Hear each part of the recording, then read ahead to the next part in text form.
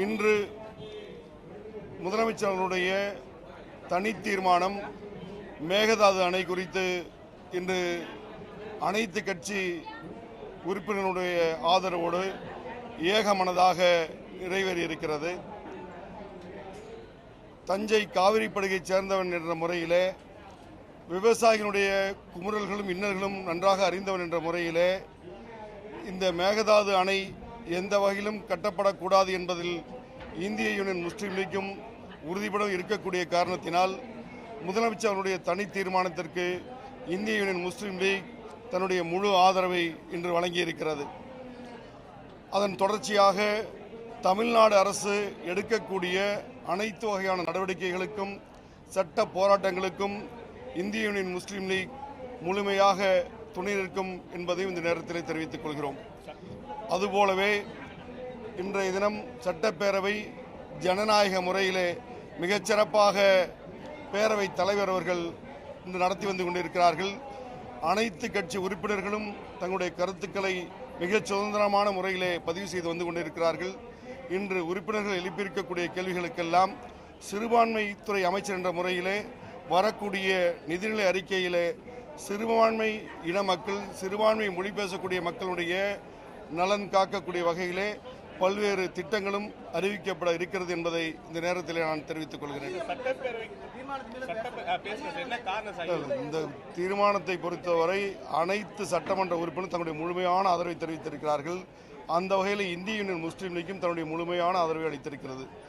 பேரவைத் தலைவர் அவர்கள் நேரத்தின் அருமை கருதி சிலரை வாய்ப்பு மறுக்கப்பட்ட நிலையிலும் கூட இந்திய யூனியன் முஸ்லீம் லீக் மாத்திரமல்ல, அனைத்து எதிர்க்கட்சிகளும் ஆளும் தரப்பில் இருக்கக்கூடிய அனைவருமே இந்த தமிழ்நாட்டு மக்களுடைய நலன் கருதி, விவசாயிகளுடைய நலன் கருதி முழுமையாக தங்களுடைய ஆதரவை தெரிவித்திருக்கிறோம். ஆளுநர் பேசி முடிப்பதற்கு முன்பாக 2 முறை தேசிய கீதம் பாடப்பட்ட விவகாரம் வந்து இன்னைக்கு ஒரு காரசார விவாதம் நடந்திருக்கு. ஆனால் அந்த புத்தகத்தில் ஒரு முறை தான் பாடப்பட்டிருக்குன்னு அச்சிடப்பட்டிருக்கு. இந்த முரண்பாடுகள்லாம் ஏன்? இந்த முரண்பாடுகள் என்று எடுத்துக்கொள்வதை விட நம்முடைய தமிழ்நாட்டை பொறுத்தவரை, தமிழக மக்களை பொறுத்தவரை தமிழ்தாய் வாழ்த்திற்கு முன்னுரிமை அளிக்கப்பட வேண்டும் என்ற அடிப்படையிலே முதலாக தமிழ்தாய் வாழ்த்து பாடி முடிக்கப்பட்டது. அதனுடைய தொடர்ச்சியாக ஒன்றிய அரசினுடைய அறிக்கைப்படி, ஆளுநருடைய ஆலோசனைப்படி அந்த தேசிய கீதம் இசைக்கப்பட்டிருந்தாலும் அது நம்முடைய நாட்டினுடைய கீதம் என்பதால் அதனை குறித்து விமர்சித்தோ பதிவு செய்வதோ நன்றாக இருக்கிறது என்று உணர்கிறோம். சிறுபான்மை மக்களுடைய பிரச்சனை தொடர்பான அறிவிப்பு ஆளுநர் உரையில் இல்லைன்னு ஜவாயில் அவர் கேள்வி கேட்டிருக்காங்க.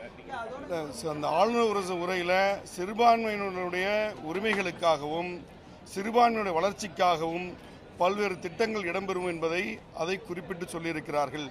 அதைவிட குறிப்பாக இந்த அரசு மதச்சார்பின்மை காக்கக்கூடிய அரசாக முழுமையாக செயல்படும் என்ற குறிப்பும் அந்த ஆளுநர் உரையில் இடம்பெற்றிருக்கின்ற அடிப்படையில் வரக்கூடிய நிதிநிலை அறிக்கையிலே மிகச்சிறப்பான அறிவிப்புகள் நிச்சயமாக இடம்பெறும்.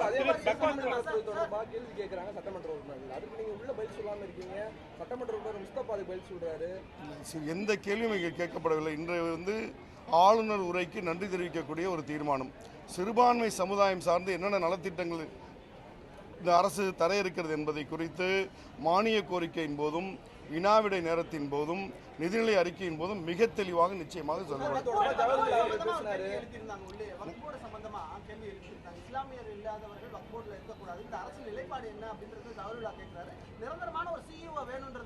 இந்த அரசினுடைய நிலைப்பாடை பொறுத்தவரை மத்திய அரசு கொண்டு வந்திருக்கக்கூடிய வக்ஃபு திருத்த சட்டத்தை முழுமையாக எதிர்க்கும். அதற்கான சட்ட போராட்டத்தை இந்த அரசு நிச்சயமாக மேற்கொள்ளும் என்பதை உறுதியோடு தெரிவித்துக் கொள்கிறோம்.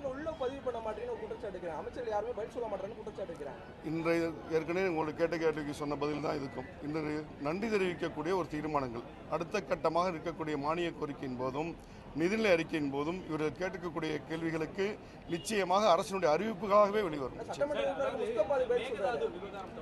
சட்டமன்றத்திலேயே உங்களுடைய பதிவுகள் வந்து இருக்கணும் அப்படின்னா ஒரு நிமிடத்திலாவது உங்களுக்கு வாய்ப்பு கொடுத்திருக்கலாம். ஏன் அந்த வாய்ப்பு கூட உங்களுக்கு வழங்கப்படல? காலத்தின் அருமை கருதி பேரவைத் தலைவர் அப்படி முடிவெடுத்திருக்கிறோம். இருந்தாலும் எங்களுடைய ஆதரவு ஏகமனதாக அனைவருமே தெரிவித்திருக்கிறோம்.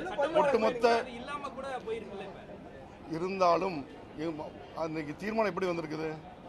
தமிழ்நாட்டு சட்டமன்ற பேரவைகளில் இருக்கக்கூடிய அனைத்து உறுப்பினருடைய ஏகமனதான தீர்மானம் என்பது பேரவைத் தலைவர் அங்கே அறிவித்திருக்கிறது. அப்போ அங்கே இருக்கக்கூடிய அத்தனை கட்சிகளையும் அது உள்ளடக்கிய தீர்மானம் தான் அது. இப்போது உங்களுக்கு சொன்னது போல முழுமையாக வரவேற்கிறோம். அரசு அதற்காக எடுக்கக்கூடிய அனைத்து முயற்சிகளுக்கும் அனைத்து நடவடிக்கைகளுக்கும் இந்திய யூனியன் முஸ்லீம் லீக் முழுமையாக துணை நிற்கும் என்பதை தெரிவித்திருக்கிறோம்.